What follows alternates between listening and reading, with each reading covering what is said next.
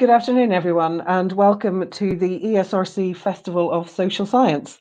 For the next 40 minutes or so, we've got two heavyweights from the world of small business research debating the crucial question of what matters more to our economic recovery, innovation or entrepreneurship.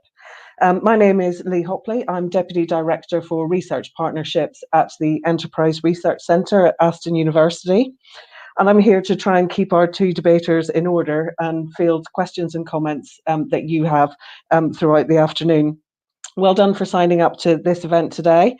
There are about 100 other such events over the course of this week. You've just seen a little animation giving you the website. I'll just remind you of it one more time. You can find out more details at warwick.ac.uk/ESRC FOSS.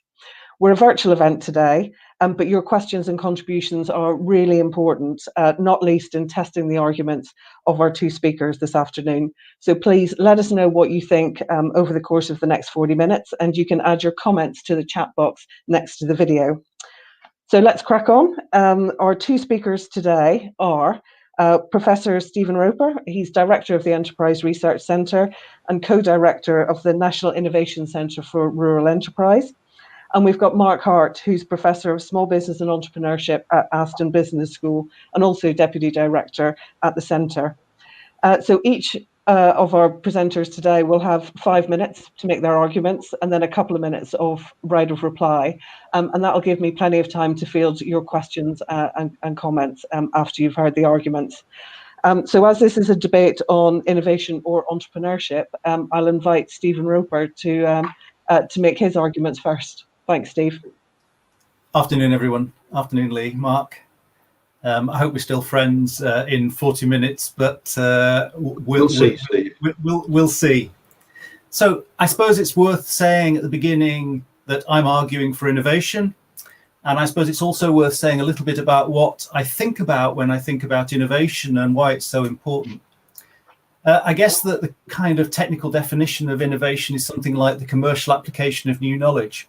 It's not patents or R&D, but it's about the things that we love to buy. It's about the things that we love to consume, not necessarily driven by technology. It could be design that leads to a new type of widget or a new type of commodity that we like to buy, a new product. Gives meaning to our lives in the context of many of this.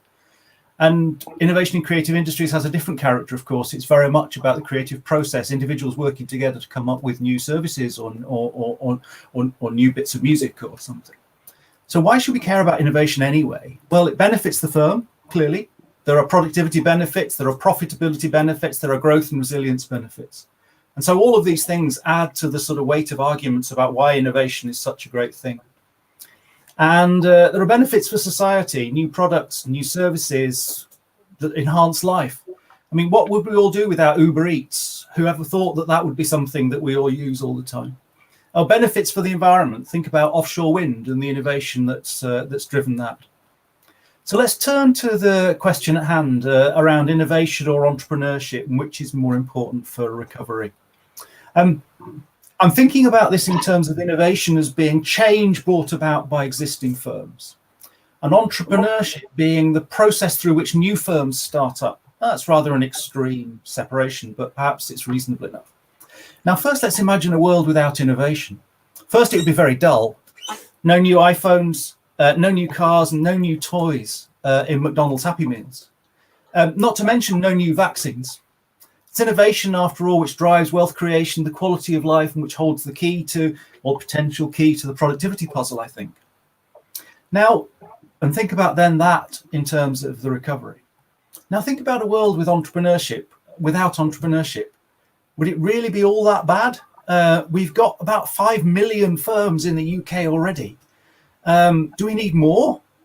Particularly after the COVID storm, are we better not leaving space for our existing firms to innovate and prosper and drive the recovery that way, rather than encouraging more new firms to come into being, many of which are going to fail? I think it's clear from these two sort of extreme scenarios that we can't have a successful recovery without innovation, but we probably could have quite a successful recovery without entrepreneurship. So I hope I've convinced you that of the greater importance of innovation. After all, it's why all of us engage in innovation in our jobs on a daily basis. But it's only about 10% of the adults in the country engage in entrepreneurship at any particular point in time. I think that makes the case. Thank you, Steve. Mark, over to you to make the case for entrepreneurship. Where do you start after that? I think, I've got my rehearsed comments, but I think I will actually leave them to one side and address some of the things that Steve has just said, which are quite outlandish. You've fallen into the typical trap, Steve, of associating entrepreneurship with startup. It's not. It's actually the entrepreneurial capacity within perhaps existing employees working in existing firms to actually engage with existing products and services and problem solve. And therefore the innovation process, which I do value and I do think is crucial to our recovery, has to be in the hands of someone. Now, that's a very interesting comment, hands. Let me think about this. As George W. Bush said, it's really strange the French don't have a word for entrepreneurship. So let's just look at the word entrepreneur. What does it mean? Entreprendre. Prendre, the verb to take something, entre, between your two hands and do something with it. No innovation occurs without an entrepreneur or someone shaking it out of the tree, problem solving, looking at how the business is performing and actually moving the business forward. So I think the problem is that we must not associate entrepreneurship with simply startup new firm formation. Because I'll concede something, Steve.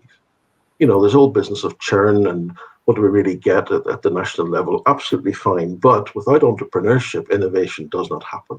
For innovation to happen, you need two things. And you've touched on it. A business organization, an existing business. But you also need business leaders. Sometimes, not always, known as entrepreneurs who can actually take and shape things, as I've said. The other thing is, I know if we look at the innovation value chain, I know this is something you love dearly, Steve, in terms of the accumulation of knowledge and transformation into the business and leading to enhanced performance. That's been your life's work, and it is a body of work which is very convincing. What is problematic with that is that this doesn't happen in a vacuum. You need entrepreneurs to actually begin to, two things. They have to be ambitious. They have to certainly have the mindset that wants to go out and solve problems, not just problems for themselves, but problems for their customers, perhaps problems for their suppliers, addressing the wants, needs, and pains of us as consumers. And you're right, Steve. It is important for us to get on with Uber Eats and innovations and iPhones and everything else. Where would we be in 2020 without the sort of technology that we're currently using this afternoon? So I get all that, but without the entrepreneur, you've got a problem. The other thing is that I know looking at, and my final 2 points would be on the great financial crisis, though. When I look back at it, I know what happened in the immediate years afterwards.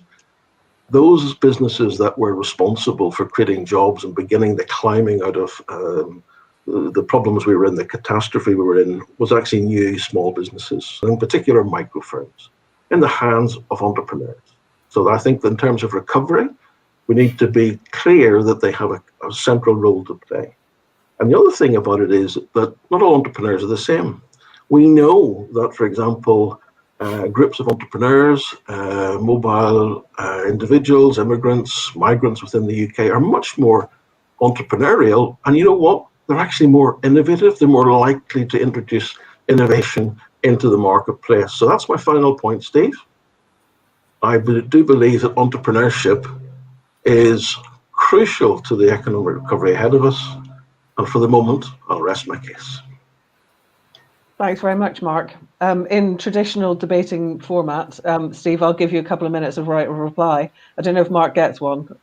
We'll see. Well, clearly not, by the way you've set that up, Lee, So some years ago, I spent a little bit of time in Israel. And Israel's known as the sort of startup nation, and almost anyone you speak to in Israel always says, well, I'm an entrepreneur. And I think at the point that you get that sort of breadth of kind of engagement or association with a term like entrepreneurship, it becomes almost meaningless. And I think, Mark, you're moving into the same territory here a little bit by sort of trying to steal the clothes of the innovator in a business and calling them an entrepreneur. I don't disagree that what they're doing in that space is an act of enterprise, even an act of creativity, perhaps. But I don't think it's entrepreneurship. I mean, I think entrepreneurship has a very specific meaning, which is this bringing into being a new enterprise, in a sense. And I tend to associate that very strongly with the startup process. And you've actually said how important that process is, particularly after the great financial crisis. I'd question whether it's going to be equally important in the next recovery, as I've said, but maybe I'll leave it at that for now.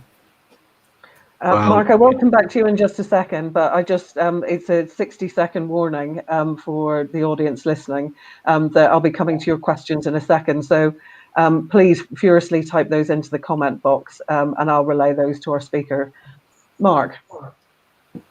I think that for me, I disagree fundamentally with your definition of entrepreneurship, Steve. And I think that, what we've been doing on the Global Entrepreneurship Monitor project, looking at employee entrepreneurial activity for existing businesses. And I think in terms of looking at the whole enterprise education agenda in business schools and even in secondary education, it's about equipping individuals with that entrepreneurial set of skills. Now, you can slip into enterprise skills or entrepreneurial skills as you wish. But I think it's just too limiting to see entrepreneurship solely through the lens of a startup business. I look at a lot of businesses in the current crisis that I've been working with, and the way in which they're responding to the crisis. There's huge examples of innovation, but I will not deny that at all, and it is crucial. But I look at who is doing it. I look at the individuals. I look at their mindset, their ambition, where they've come from. They are key in all of this. There's many businesses that we've highlighted through the crisis, but there's others who have gone to the wall. And you sort of ask yourself, and obviously the research is not very evidenced at the moment, but there's businesses who, are they really the entrepreneurs? So I think you're right when you say that not everyone is an entrepreneur, but I think entrepreneurs are crucial to the recovery. I think, Mark, there's a. Hang on a minute, Steve. You're not going to be arguing with me back and forward all afternoon, are you? I wouldn't do a thing like Sorry, that. Sorry, off you go. Come on, let's hear it. Come on, Lee. No, go on. Mark, I think I agree very much that there is this kind of continuum from, entrepreneurship on one end of the scale where, it is very much around sort of ideation and startup. And at the other end of the scale, there's a whole gamut of different shades of enterprise with people running businesses, entrepreneurs running businesses who are enterprising in a very risk-taking and innovative space. But I think if you try to stretch this notion of entrepreneurship too broadly, what it does is it sort of undervalues, in a sense, the very particular set of skills and competencies which are involved in that sort of startup act. And I think that is very different. I mean, we often see people who are great at starting companies, they're entrepreneurs, who necessarily aren't very enterprising then in running those businesses and growing those companies on. So I think there is a very different skill set involved in that entrepreneurial act, which I would have defined as the starting up of a company, to the growing and developing of that business, which I would describe as more enterprising or innovative, perhaps. We're now on the slippery slopes of entrepreneurship and enterprise. There you go. I think I'll leave it there. I'm going to jump in with some questions. So we've got one from James, which I think may not yield brief answers. It's a short question. Which do you think is easier to support and foster?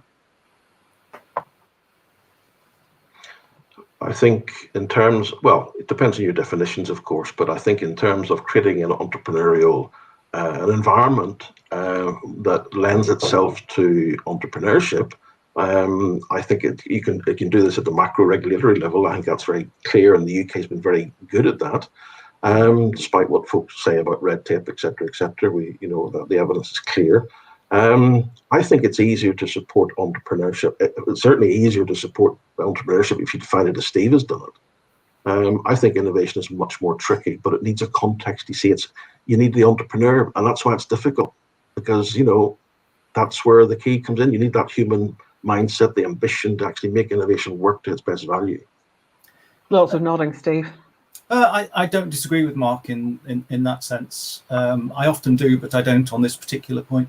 And I think that with innovation, what we found is that actually it's not too difficult to be effective at supporting leading edge frontier innovation, which is technology driven, because there's a clear newness to that, which is very definable.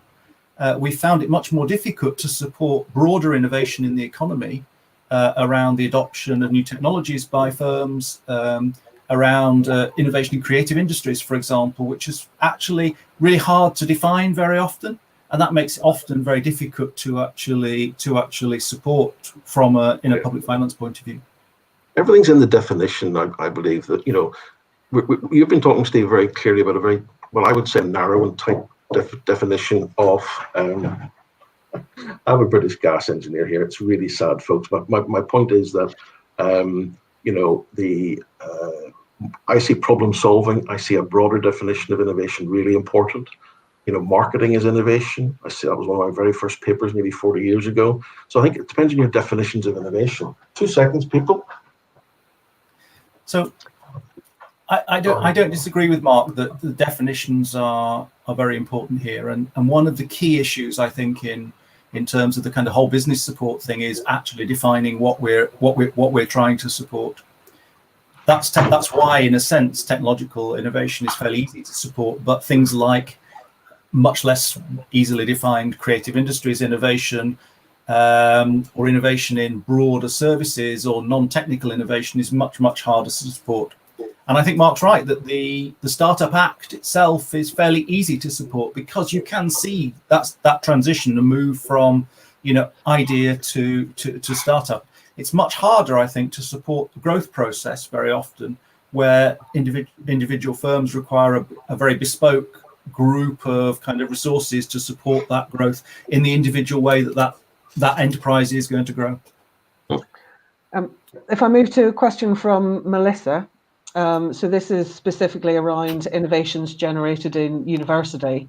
So is it not that an innovation cannot generate benefits if there isn't an entrepreneur to bring it to market? Brilliant question, brilliant observation, Melissa. I'll let Steve go first. I don't think an entrepreneur is necessary to bring an innovation to market. Most innovations are brought to market quite successfully by existing firms. And most university business research involves existing businesses working with academics to do innovation. So I don't necessarily think there needs to be an entrepreneur there. There certainly needs to be an act of enterprise. But I don't think, in my sense, that needs to be an entrepreneur. Mark's running from the question. That's not a good sign. While Mark is dealing with this British gas engineer, Steve, can I ask, has the nature of the current crisis changed how you thought about this particular question? Because this is different to the recessions that we've seen over the last 30 years. Has this made you rethink your arguments?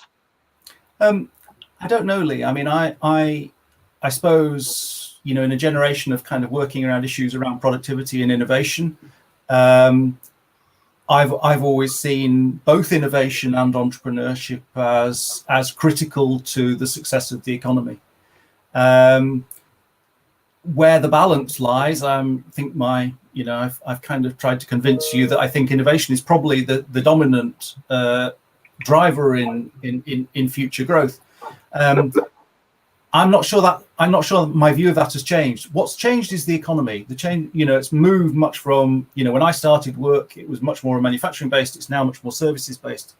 I don't know whether that changes the balance of innovation and entrepreneurship very much, but certainly it's shifted that the nature of economic activity over the generation that I've been working in this space.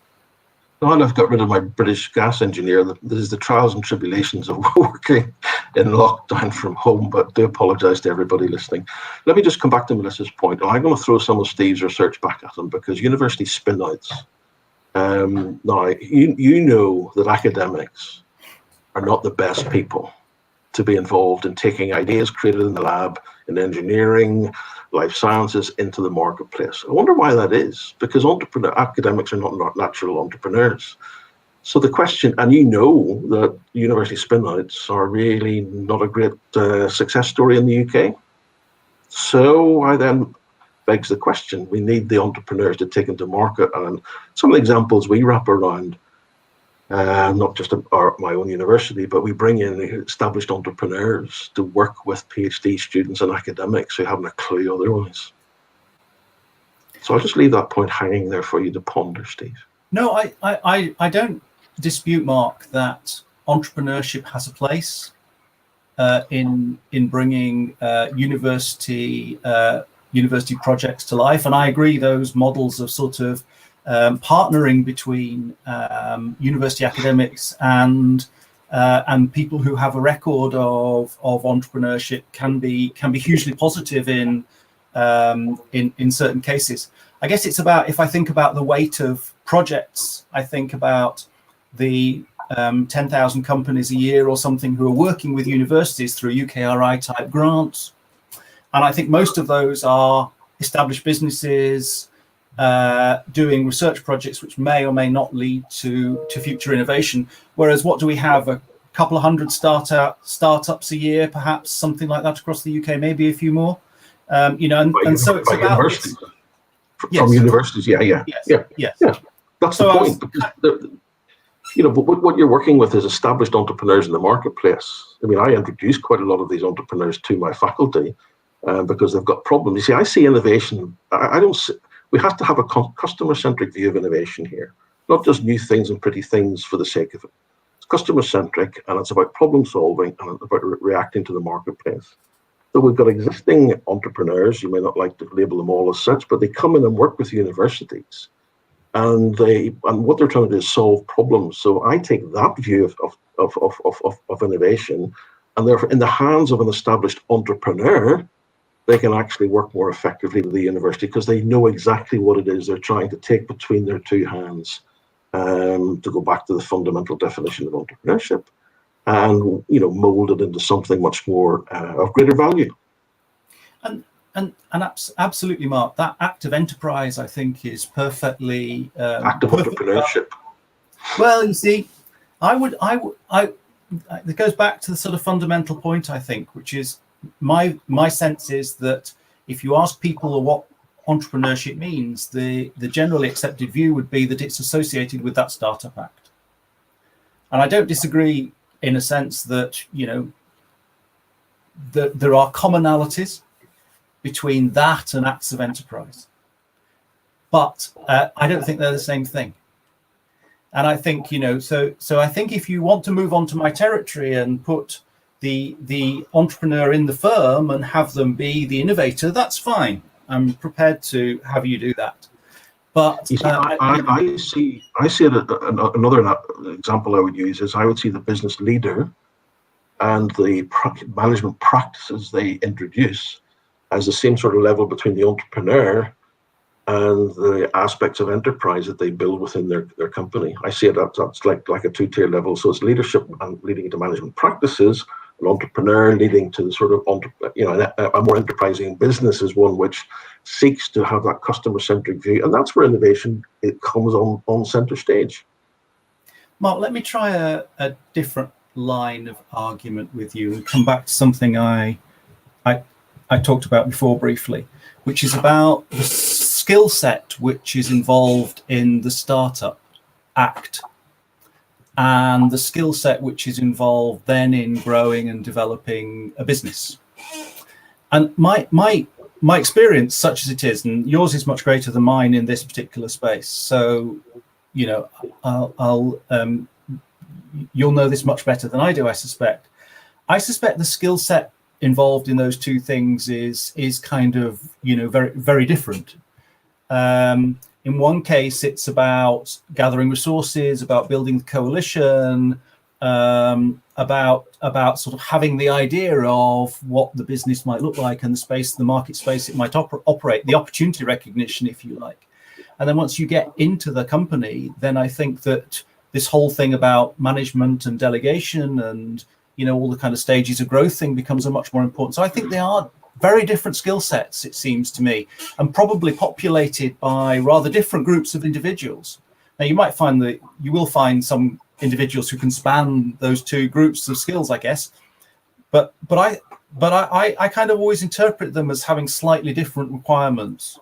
And therefore, I guess that, I put the entrepreneur as somebody who has that. It's a bit like saying, it's a bit like saying they are the Lionel Messi of a particular football team, because they have a particular skill set which puts them in a particular place, and they're splendid at that. But you put them somewhere else in the football team, it's a bit like an attacker defending. They usually end up with a penalty. So it's not. I think that this is the week of analogies and trains and bugles and tooting and everything else. But I don't see it as Lionel Messi. I see it as Klopp or Guardiola in terms of the coach, because the entrepreneur as coach is really important here in that role, in terms of bringing in the team and knowing when to bring in the team. The successful growth companies are those that really recognize they haven't got the skill set, but know that they need the skills. That's why I separate the entrepreneur from just a set of enterprise skills, because it's someone who recognizes that when you go into the transfer market, that you have to be very careful about how you put your team together. And I think that's the analogy which is much better than who's actually on the pitch. So I see, Klopp as entrepreneur. I don't disagree with that, Mark. The analogy wasn't a particularly good one, but I think that the point of agreement between us here is that the skill set which is involved in that foundation stage may not be the same skill set exactly as you need to grow that company and develop it. Don't think we need to take that discussion any further. I don't think there's a cigarette paper is different between us. I think the issue for me here, Steve, is the way in which innovation gets into the marketplace. That's crucial, and we know that the UK is in a bad place. If you look at R&D data, it's in an even worse place. So and you ask yourself, why is that the problem? So of all these wonderful startups, a fifth of all, well, I shouldn't really be saying this, but why not? A fifth of all EU startups, when we were part of the EU, were in the UK. As I said earlier about the regulatory environment, any of the basic international indicators demonstrate the UK is a great place to start a business, a good place to grow a business. That jury's still out. That's part of things we do in the day job. But I think that, why is that? Why are we not getting more innovation, more R&D? Why are we not hitting our targets, Steve? You've been at this for decades, and it's always been languishing. So the problem is you don't have enough entrepreneurs, you don't have enough people. And I think this is where my agenda on mobility, international mobility and immigration comes into play, because we know those people are more innovative. So that, so yesterday we celebrated the fact that we can't leave the country anymore. And hopefully with a point system that we won't discourage our immigrant entrepreneurs coming to the UK, because if we do in any way, then we're really in a very, very bad place. So innovation is crucial, Steve. I don't argue about that, but I think you need it in the hands of an entrepreneur, the Klopps, not less so the Mourinhos of the world, take it forward. I'm just going to jump in. We've got a couple of minutes left on this debate. So any final questions that you want me to relay to our presenters, please put them in the chat box. Sorry, Steve, carry on. No, Mark, I think your figures are very, very important. And I think what it does suggest is that, we in the UK, relative to many other European countries, we do pretty well in terms of entrepreneurship, in terms of actually the sort of startup act of getting people into business. And we do have a system which facilitates that.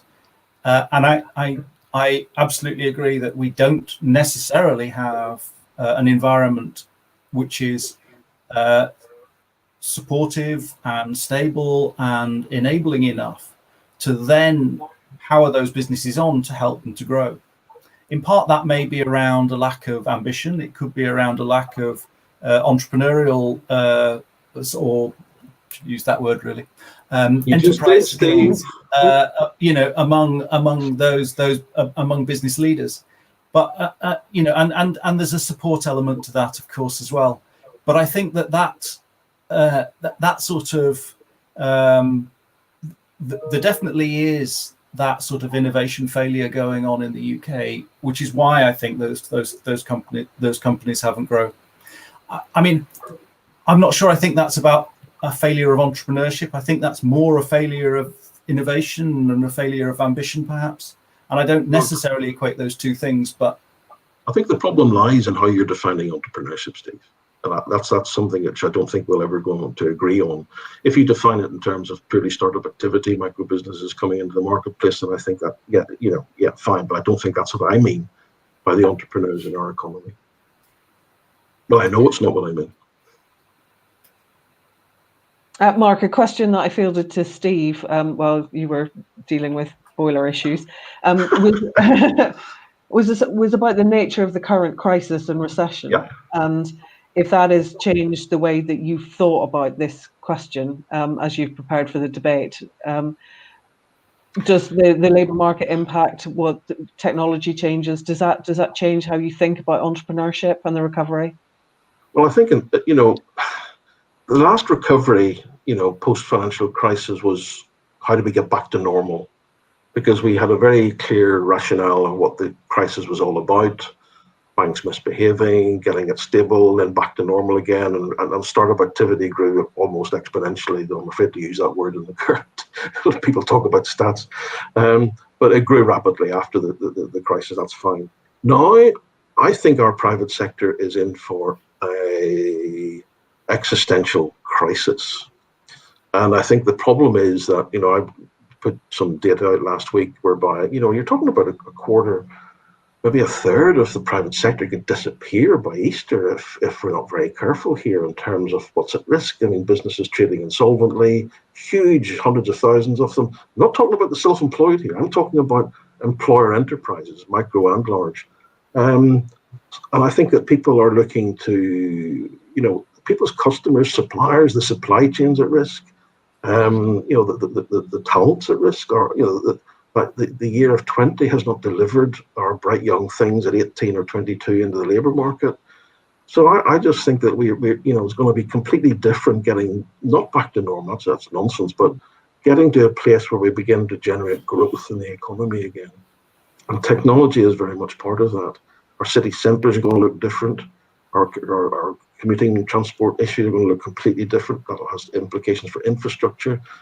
Things will change, and therefore the businesses that we all know and work with, they're in these supply chains, they're in the interstices of the economy, and many of them will be lost forever, or will have to change completely forever. So Steve, you could be right, but the more fleet of foot, the more agile, the canny entrepreneurs are more likely to embrace the innovation, solving the problems as we get out of recession, and maybe deliver something in the marketplace which is technologically driven and more in keeping with where we actually want to take our society in terms of net zero targets, for example.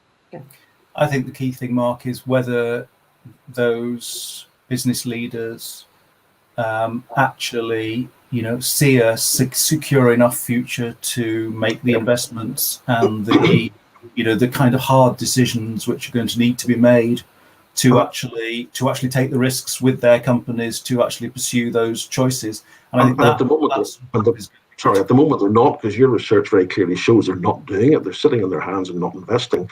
The problem actually was because of Brexit, companies in 2019 were sitting on their hands not investing. So you've actually got the double whammy here. So 21 is going to be a very strange year indeed in terms of who are the entrepreneurs or who are the business leaders, let's not get caught up in that discussion again, who are prepared to actually do the investing. Yep. And I argue that those that survive, they'll be very wary for another 12 months or so.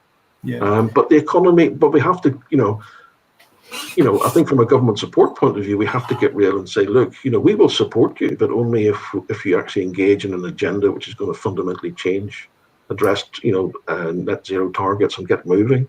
That's the only way this is going to work. We have an opportunity actually in the midst of this crisis to do something really, dare I say it, innovative with how we think about the economy. I think that's right, Mark. I think we're also going to have to think quite hard about the way in which we actually celebrate and support wealth creators in the UK, because I think we have had during the medical crisis, which is COVID, and of course it's still with us. This celebration of national health workers as kind of key workers, and those doing a lot of the sort of keeping society running. But as we move into that sort of recovery phase, the kind of key workers are going to be those who are leading businesses and generating the wealth that's going to come. And we need to be as willing to celebrate that activity, I think, and the innovators in our society as we have been the kind of key workers who've sustained us so far. So I think that's going to be another way in which we have to change our mindset a little bit as we go forward, from having perhaps sometimes a rather skeptical attitude towards business leadership and business leaders. And entrepreneurs. See, I'll keep making you say the entrepreneur word, Steve, for as long as I can. That's all right, Mark. It's not that I deny the importance of the entrepreneurial act, Mark. It's we're not going to end up agreeing with each other. Sure, that would not be good. Well, I kind of sense that we're moving towards a bit of a meeting of minds, and I thought on that note, I might give both of you a couple of minutes just to kind of wrap up with some final thoughts. That's been a really comprehensive discussion, but I'll start with you, Mark, this time. Thanks, Lee. Enjoyed the discussion. As you can imagine, the sort of conversations that Steve and I have most days running the research centre, which is always fun. Look, we've been steeped in, I've come out of an entrepreneurship sort of background since the late 70s, early 80s. You've come out of an economics background with a career in innovation, so we will adopt the positions that we do. But I think that the important thing is that innovations don't get into the marketplace unless you've got an entrepreneurial mindset with ambition to be able to harness the resources to actually deliver a business which is the vehicle to get those innovations into the marketplace. So that's the way I see things, in a very simple way. And I'll leave it there, Lee. And Steve, final comments. Well, I think Mark's being his usual mischievous self here and moving very firmly onto my ground in terms of redefining entrepreneurship as an aspect of innovative and enterprising behavior. But aside from that, I think we'll probably have to end up agreeing that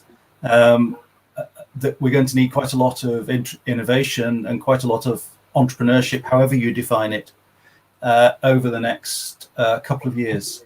And I guess that both of us will be keen to kind of try and support that activity with the research that we do and the outreach activity that we do over the next couple of years.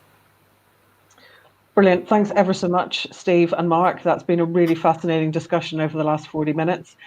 Thank you all for watching and joining this afternoon. If you want to check out any of the research that we've touched upon today, you can go to our website, enterpriseresearch.ac.uk, or you follow us on Twitter at ERC UK.